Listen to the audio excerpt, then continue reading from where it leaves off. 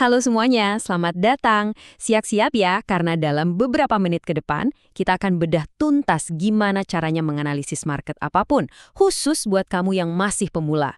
Yuk kita bangun toolkit analisis kamu dari nol. Pernah nggak sih ngerasa pusing lihat ada saham, kripto, forex, reksadana? Banyak banget pilihannya. Rasanya semua kedengeran rumit, jadi bingung harus mulai dari mana. Kayak nyasar di hutan informasi gitu kan? Tapi tenang aja, sebetulnya ada semacam peta yang bisa kita pakai. Cuma ada 3 kunci utama yang kalau kamu kuasai, bisa dipakai buat menganalisis semua jenis market. Iya, beneran, semuanya. Anggap aja ini kerangka universal buat kamu. Oke, kita mulai ya. Ini dia 3 kunci utama yang bakal jadi toolkit universal kamu. Anggap aja ini kayak 3 kacamata yang beda-beda. Masing-masing bakal ngasih kita sudut pandang yang unik buat lihat kondisi market secara utuh dan jelas. Pertama, ada teknikal. Ini tuh seninya membaca pergerakan harga lewat grafik. Kedua, fundamental. Di sini kita bakal jadi detektif buat ngecek kesehatan asli dari sebuah aset. Dan yang ketiga, sentimen, yaitu ngukur psikologi atau moodnya pasar secara keseluruhan. Yuk kita kupas yang pertama, analisis teknikal. Biar gampang, kita bakal fokus pakai contoh praktis dari saham-saham yang ada di market Indonesia. Nah, buat praktiknya di mana? Gampang. Kamu bisa langsung buka platform kayak Stockbit, TradingView, atau RTI Business. Disinilah kita bakal baca grafik harga dan cari petunjuk-petunjuknya. Langkah paling dasar itu ngenalin trennya. Coba deh lihat grafik yang kiri. Kelihatan kan gimana setiap puncak harga yang baru itu lebih tinggi dari puncak sebelumnya. Dan lembahnya juga makin naik. Nah, itu yang namanya uptrend. Sekarang bandingin sama yang kanan. Puncaknya malah makin rendah, lembahnya juga makin dalam. Ini downtrend.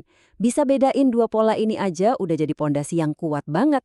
Sekarang kita pakai alat bantu. Salah satu yang paling populer dan gampang buat pemula itu namanya RSI atau Relative Strength Index. Anggap aja ini semacam termometer momentum pasar.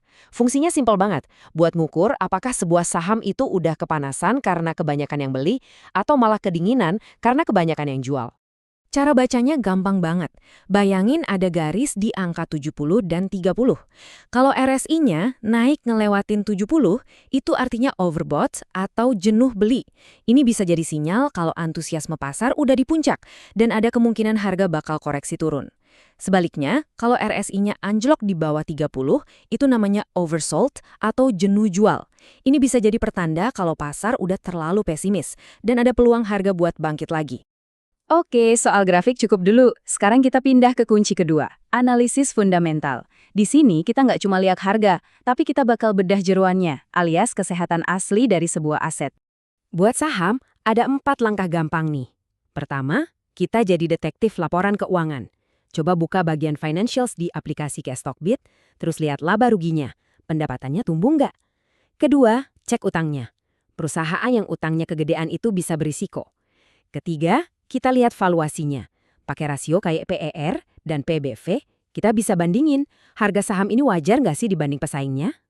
Terakhir, dari semua petunjuk itu, baru deh kita simpulkan, perusahaan ini sehat atau nggak buat investasi jangka panjang. Terus gimana cara bedain data yang bagus sama yang jelek? Kita lihat tabel ini. Kalau pendapatan, yang bagus itu kalau grafiknya naik terus secara konsisten, bukan yang datar apalagi turun. Kalau utang, kita cari yang tingkat utangnya lebih rendah dari rata-rata industrinya. Terakhir, valuasi atau harga. Biasanya rasio PR yang lebih rendah dari kompetitornya itu dianggap lebih murah dan menarik. Nah, kalau kripto gimana? Fundamentalnya agak beda. Pertama, tanya dulu, apa sih kegunaan nyata dari koin ini? Kedua, pelajari tokenomics-nya. Ini tentang gimana supply koinnya diatur. Terakhir, intip juga, tim developernya aktif nggak? Punya rencana masa depan yang jelas nggak? Biar gampang bayangin tokenomics, coba deh pikirin gini. Ini tuh kayak tiket konser edisi terbatas. Kalau tiketnya langka tapi yang pengen nonton banyak banget, harganya pasti meroket kan? Nah, konsep supply dan permintaan yang sama persis berlaku di dunia kripto. Oke, kita intip sebentar instrumen buat diversifikasi kayak obligasi dan deposito. Buat obligasi, ada satu aturan penting. Kalau suku bunga acuan BI naik, harga obligasi yang udah ada di pasar itu cenderung turun. Kenapa? Karena obligasi baru jadi lebih menarik. Kalau buat deposito, simpel aja. Pastiin bunga yang kamu dapat lebih tinggi dari angka inflasi, biar nilai uang kamu nggak habis kemakan waktu. Kalau kamu milih reksadana, ada 3 hal yang wajib dicek. Pertama, pilih jenisnya yang pas sama profil resiko kamu. Kedua, bandingkan kinerjanya dalam 1, 3, dan 5 tahun terakhir sama tolok ukur kayak IHSG. Performanya lagi bagus nggak? Terakhir, cari yang biaya pengelolaannya atau expense rasionya kecil. Oke, sekarang kita masuk ke kunci pamungkas dan mungkin ini yang paling menarik, analisis sentimen. Di sini kita coba mengukur denyut nadi emosi kolektif dari semua investor di pasar. Alat paling gampang buat ini namanya indeks Fear and Greed atau ketakutan dan keserakahan. Indeks ini tuh ngerangkum banyak data buat ngasih kita satu angka simple yang nunjukin pasar lagi didominasi rasa takut atau malah lagi serakah banget. Cara bacanya itu ngikutin kata-kata investor legendaris. Takutlah saat orang lain serakah dan serakahlah saat orang lain takut. Jadi, waktu indeks nunjukin extreme fear, artinya pasar lagi pesimis banget. Nah, ini justru sering jadi peluang buat beli.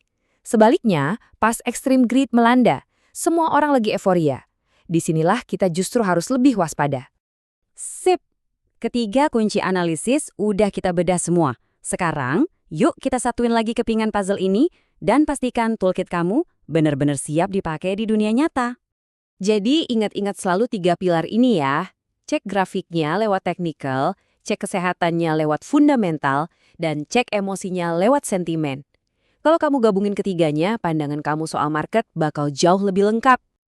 Dan ini nih, mungkin yang paling penting, datanya dapat dari mana? Coba di screenshot aja slide ini daftar contekan sumber data resmi kamu. Buat data saham, langsung ke idx.co.id. Buat suku bunga dan obligasi pemerintah, andalannya bi.co.id. Buat dunia kripto, CoinMarketCap atau CoinGecko itu udah standar. Dan buat obligasi perusahaan, cek ratingnya di Pevindo. Pastikan selalu ambil data dari sumber aslinya ya. Tentu aja, penting buat saya ingetin kalau semua ini tujuannya buat edukasi ya, bukan nasihat keuangan. Keputusan investasi itu 100% ada di tangan kamu, jadi selalu lakukan riset sendiri dan jangan lupa pakai manajemen risiko yang baik.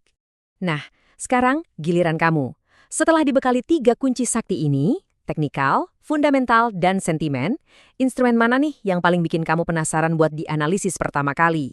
Apakah saham, kripto, atau mungkin yang lain? Yuk, mulai petualangan riset kamu sekarang juga.